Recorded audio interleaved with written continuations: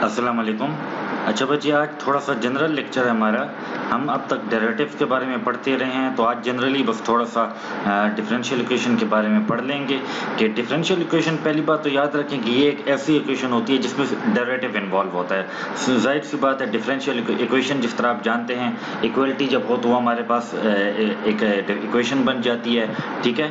तो अगर एक इक्वेशन में डेरिवेटिव इन्वॉल्व हो तो उस इक्वेशन को हम डिफरेंशियल इक्वेशन कहते हैं। लेकिन डिफरेंशियल इक्वेशन की बाकायदा डेफिनेशन क्या है? तो बाकायदा डेफिनेशन ये है कि कोई भी ऐसी इक्वेशन जिसमें एक या एक से ज्यादा डिपेंडेंट वेरिएबल्स का, डिपेंडेंट वेरिएबल या इंडिपेंडेंट वेरिएबल आप लोग जानते हैं कि अगर हमारे पास फर्ज करें इस तरह वेरिएबल होना कि y is equal to f of x ना, तो फिर y हमारे पास क्या होता है? डिपेंडेंट वेरिएबल होता है और x हमारे पास इंडिपेंडेंट वेरिएबल होता है। तो असल में अब हमने ये जो डिफरेंशियल इक्वेशन की डेफिनेशन है, इसमें यही होगा कि हम एक या एक से ज्यादा डिपेंडेंट वेरिएबल्स का डेरिवेटिव होगा किसकी निस्बत से? एक या एक से ज्यादा इंडिपेंडेंट वेरिएबल्स की निस्बत से।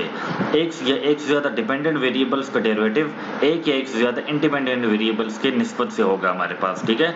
तो एक ऐसी इक्वेशन जिसमें एक या एक से ज्यादा डिपेंडेंट एक वेरिएबल्स का डेरिवेटिव हो विद रिस्पेक्ट टू वन और मोर इंडिपेंडेंट वेरिएबल्स, तो ऐसी इक्वेशन को हम क्या बोलते होते हैं? डिफरेंशियल इक्वेशन बोलते हैं। अब हमारे पास डिफरेंशियल इक्वेशन क्या होती हैं? दो तरह की होती हैं। एक होती है ऑर्डिनरी डिफरेंशियल इक्वेशन और एक होती है पार्शियल डिफरेंशियल इक्वेशन।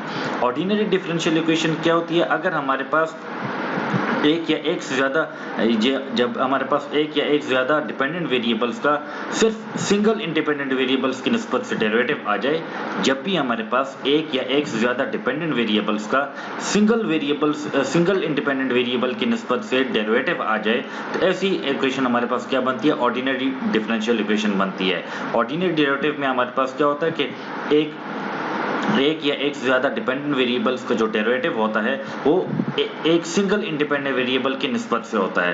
तो जब भी हमारे पास किसी डिफरेंशियल इक्वेशन में मतलब ऑर्डिनरी डेरिवेटिव होगा, मतलब एक या एक से ज्यादा डिपेंडेंट वेरिएबल्स का derivative with respect to single independent variable होगा, तो ऐसी डिफरेंशियल इक्वेशन हमारे पास क्या बनेगी? ये ऑर्डिनरी डिफरेंशियल इक्वेशन बनेगी।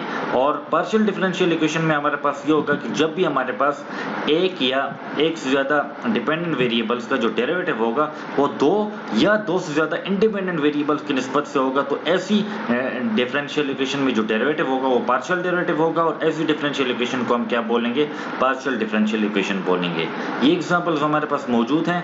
तो कहने का मकसद ये है कि आमतौर पर हम डिफरेंशियल इक्वेशन जब आप लोग इंशाल्लाह थर्ड सेमेस्टर में फिर डिटेल से पढ़ेंगे, अभी खाली आपको थोड़ा बहुत एक मैं समझ रहा था कि एक बैकग्राउंड दे दूं।